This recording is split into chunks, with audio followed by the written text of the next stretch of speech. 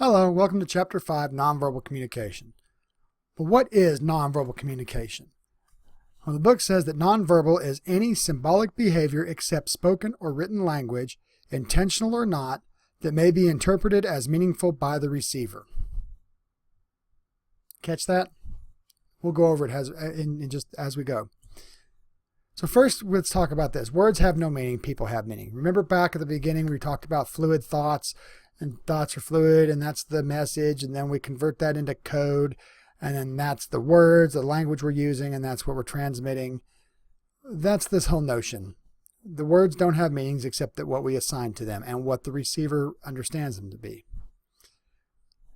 One axiom is that you cannot not communicate. The notion is that anything you do or do not has the potential to communicate. If you walk into a room, head standing high, that communicates something. If you walk up in front of the podium getting ready to give your speech and you're shaking like a leaf and you're sweating profusely and you're hunkered down looking all worried, that's going to communicate things. All of this communicates something. Now, nonverbal includes any symbolic behavior. And we'll go into more specifics as we go here, but that's anything that is symbolic in nature other than the spoken or written language. That includes sign language when we say spoken or written. Although it is not spoken with your voice, it is spoken with your hands, it is still verbal. We are talking about nonverbal, tone of voice, body motion, gestures, facial expressions, and those kind of notions. We'll cover those more in detail as we go. Now, one thing is it can be intentionally or unintentionally sent and is interpreted as meaningful by the receiver. Now, it's good to note that it doesn't matter what you intend to send. It matters what the receiver hears or implies. Again, this is back to that notion of a receiver-centric model. When you are transmitting your code, whether it is a verbal code or a nonverbal code, what the receiver decodes and interprets that to be is important, not what you meant it to be. Now, one thing is that nonverbal communication adds meaning. Albert Mehrabian, back in 1967, came up with this formula. He said that 55% of communication was body language, 38% tone of voice. That's 93%. That leaves only 7% for the spoken word. This has been perpetuated in communication circles over and over again. If you're studying nonverbal communications and you have a PhD in communication and you're studying nonverbal communication, like the lady that gave a class a couple months ago that I sat through, she perpetuated the 793. 93% nonverbal, 7% verbal. Sounds really good when you're trying to get funding. But some other researchers checked into this and spoke with Albert Mehrabian about this, and he said that was taken out of context. What he wrote was that 93% nonverbal and 7% verbal was when the verbal and nonverbal were at odds. When you're dealing with emotions and you're talking about things and people are saying one thing but meaning another. Only 7% of what they're saying is actually what they're meaning. The other 93% stem from there. So that's where it came from. Now, the book comes up with 30 to 35% is verbal code and 65 to 70% is nonverbal. Still a lot nonverbal. There's still a lot there. And I think this is a matter of channel.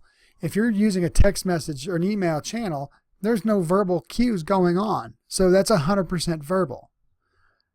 This is, I guess, based on the notion of face-to-face communication or whatever.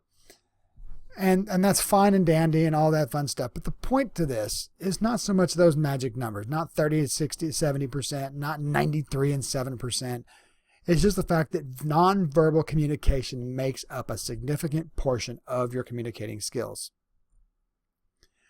Now, one of the things we need to pay attention to is that nonverbal communication is ambiguous. Remember, we talked about this in Chapter 1.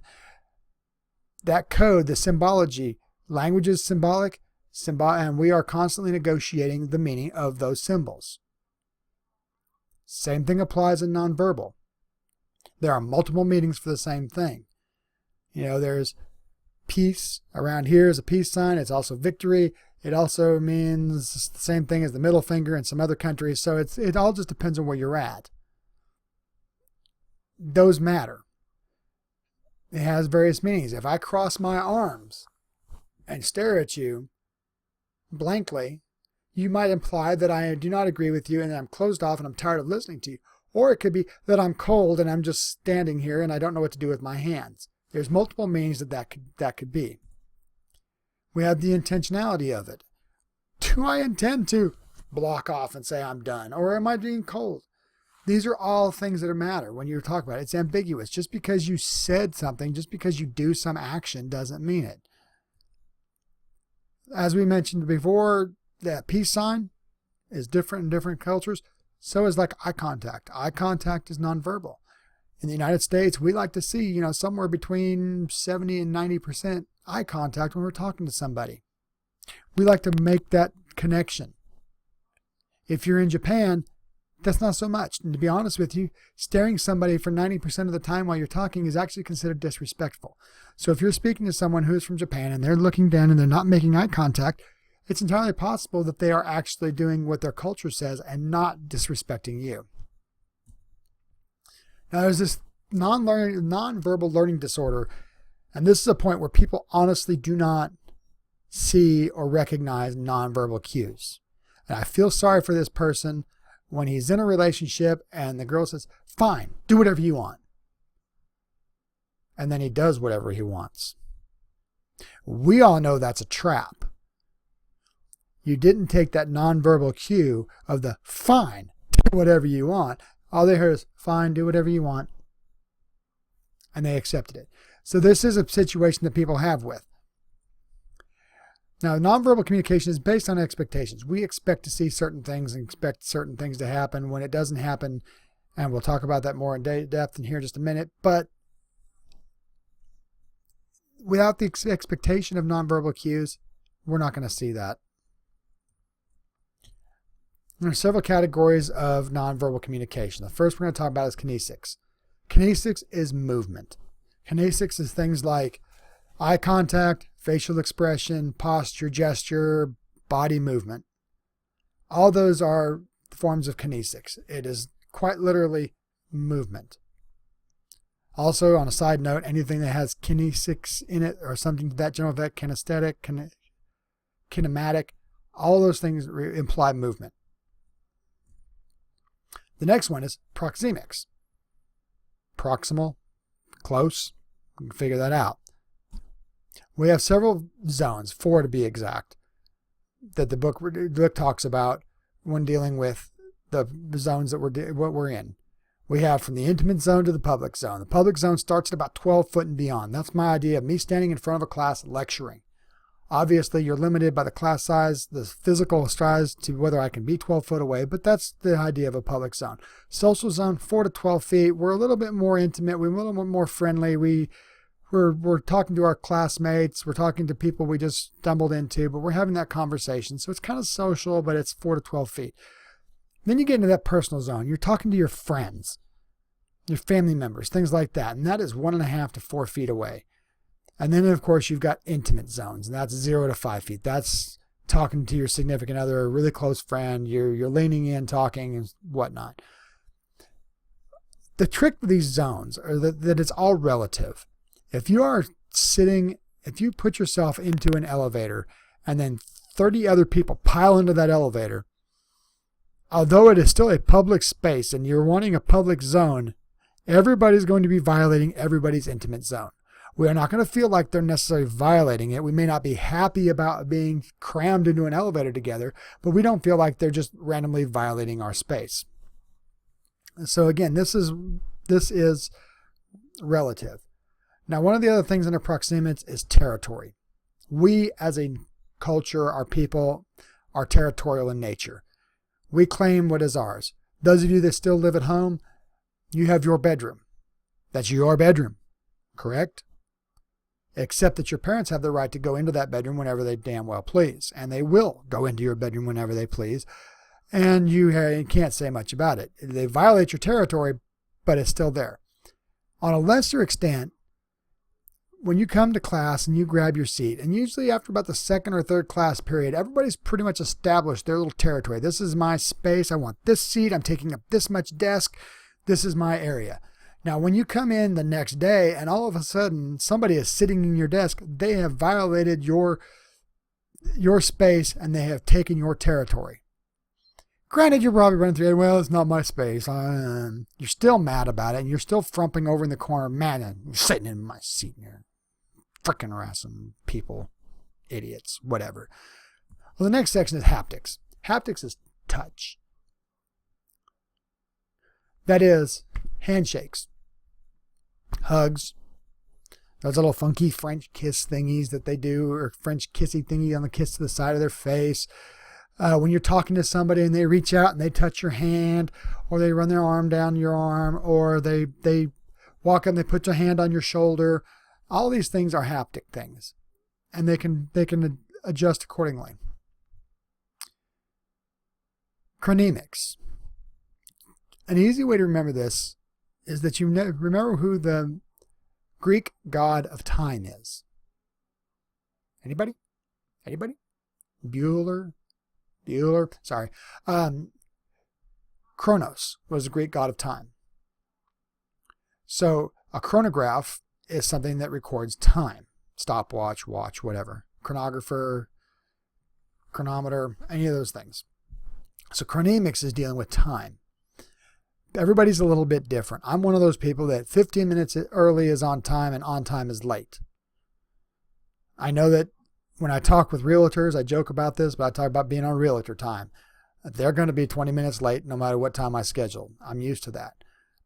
There are various places. You go to some of the ones in South America, some countries in South America, or even Hawaii. And let's use Hawaii. You talk about island time. Island time is kind of okay, so our meeting's scheduled at 9 o'clock. Is that 9 o'clock mainland time or 9 o'clock island time? Because if it's island time, that might be 10:30, 11 o'clock, and then we get together and let's go ahead and eat some lunch, and we're talking and BSing and all having a good old time, and we'll actually maybe get into business about 1:30. Whereas if it's mainland time, 9 o'clock meant 9 o'clock, and if you're at 9:05, you're late. But that's what chronemics is, and you need to be aware that it's not always the same. Then we have artifacts. Artifacts are what we wear.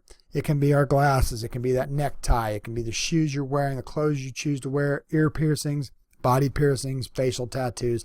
All those are artifacts. And all those are nonverbal communications. The fact that on my lapel, I typically wear something sci-fi related. It is broadcasting to those in the know, those who recognize it, that I like certain sci-fi shows.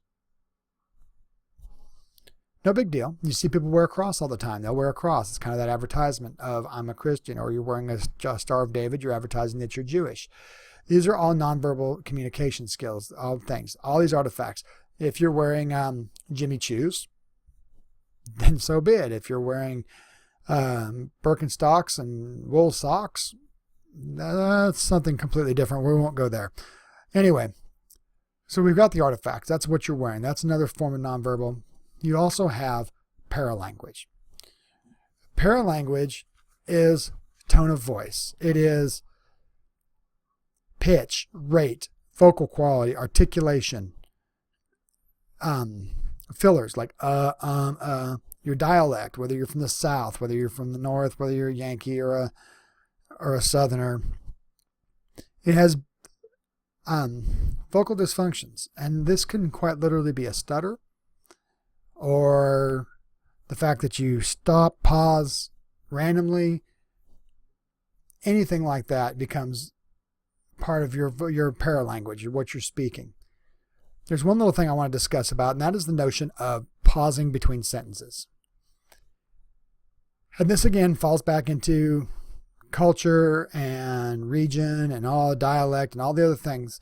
When you are talking and when you're holding a conversation and you're speaking to somebody, we learn when someone is done talking by the length of pause when they finished a sentence. So when I'm talking and I stop, and then you pick up and say, oh, I can answer now because he's stopped talking long enough. It's time to speak. Every area is a little bit different. Faster talking people have shorter pauses. The South is a fairly slow speaking area. We use longer pauses. If you're in the north, if you're from New York area, you talk a lot faster, and talk faster, you pause less, and then you're into the next sentence a lot quicker. If you are from the south trying to talk to somebody from the north, you can actually feel it very difficult trying to get into that swing of things because you're expecting a certain length of pause for me to get in there. The reverse is true. If you're in the south and somebody from the north is talking to you and you make a sentence and then you pause and this person just starts talking and they walk right over your conversation or your whole train of thought because they implied that you were done. They expected that you were done. And that leads us into the next thing. That's expectancy violations theory.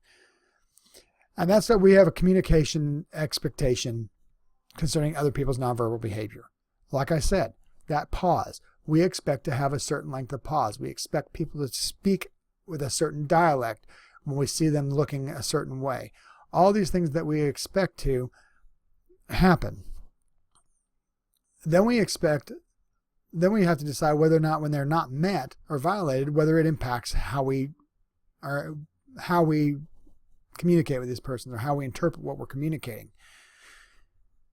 If I expect someone to allow me to have a certain length of time between my sentences to think before speaking and then they violate it, it's going to make me mad and it's going to change how I evaluate their communication with me. I'm going to evaluate it negatively.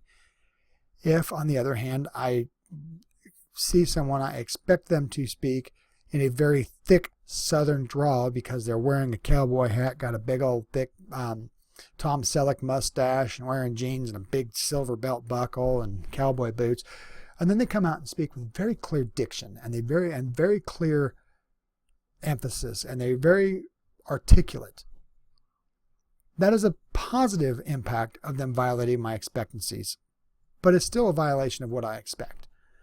One of the benefits of paying attention to expectancy violations theory and learning this and paying attention to it and figuring it out is it allows you to kind of have a look into multicultural or intercultural communications and also in global communications. So when you start talking about dealing with let me back up. It says, expectancy violation theory can be used to help improve intercultural and global communications. I would like to attest that intercultural and global are redundant because intercultural, if you are global, you are intercultural. But you do not have to be global to be intercultural. Make sense? Anyway, I digress. Point is, studying these, paying attention to these, you can kind of learn what's going to happen. Now, some of the functions of a nonverbal communication messages is that it can actually replace verbal messages. You can do a peace sign. You can do a thumbs up. You can wave, high five. All those fun things can replace actually speaking. It can also repeat verbal messages. That's good. Awesome. High five. All those things are repeating. It can reinforce. I caught a fish 2 feet long. And then you're holding your hands up. I'm sorry, you can't see it in here. Let me back up. 2 feet. This long. So anyway, it can reinforce that message.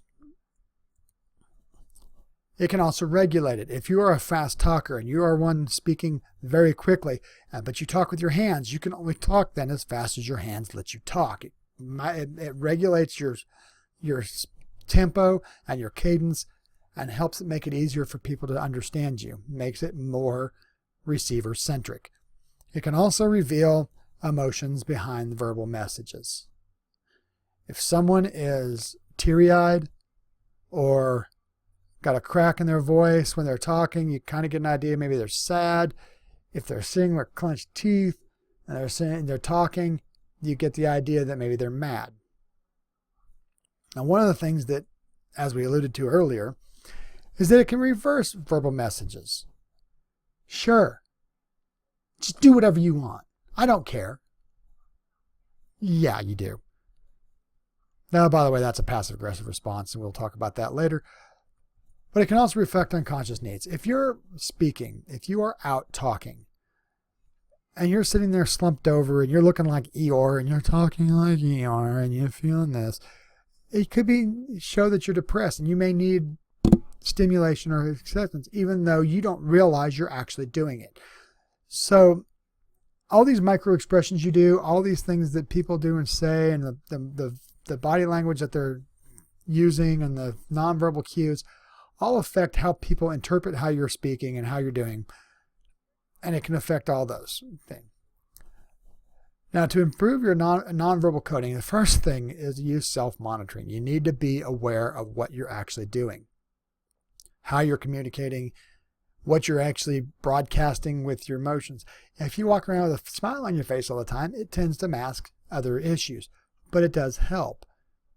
You have to be aware of your situation. If you didn't realize you're walking around with RBF, then you need to pay attention. So self-monitoring, realizing what you're doing. Make sure that you're not crossing your arms when you ought to be, or you're sitting there with your hands behind your back, or you're fidgeting, or you're plumbing your hands in your pocket with your thumbs hanging out, or you're pointing your feet towards the door, you're kicking your feet backwards. All these things are issues that affect nonverbal, and they're all part of it. And just so you know, we can't spend a lot of time on these nonverbals. We'll touch some of this in class, but this is a topic worth studying. If you're interested in it, there's plenty of books out there talking about it. Check for cultural meanings. Pay attention. Don't assume that your body language and their body language are the same. Again, back to Japan. If they're looking down, they're not disgraced with you. They're not paying attention. They're probably very much so paying attention. It's just that's their cultural meaning. Pay attention to context. If it's cold outside and somebody's got their arms crossed, it's pretty good, I bet, that they're cold and that's why they're crossing their arms, not because they're fed up and they're done with the conversation. Watch for personal differences. Not only, as we discussed, not everybody has the same culture. In fact, nobody has the same identical culture, and not everybody has the same thing. So check for personal difference, and when in doubt, ask for feedback. The old notion of trust but verify. Pay attention to what's being told to you. Pay attention to the communication, and if there's any question, ask. Get feedback. Ask people about your feedback.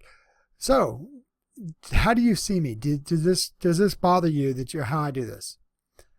So, again, pay attention to nonverbal codes. It matters in life. It matters in communication skills, and it's good to know. And we will talk to you in the next chapter.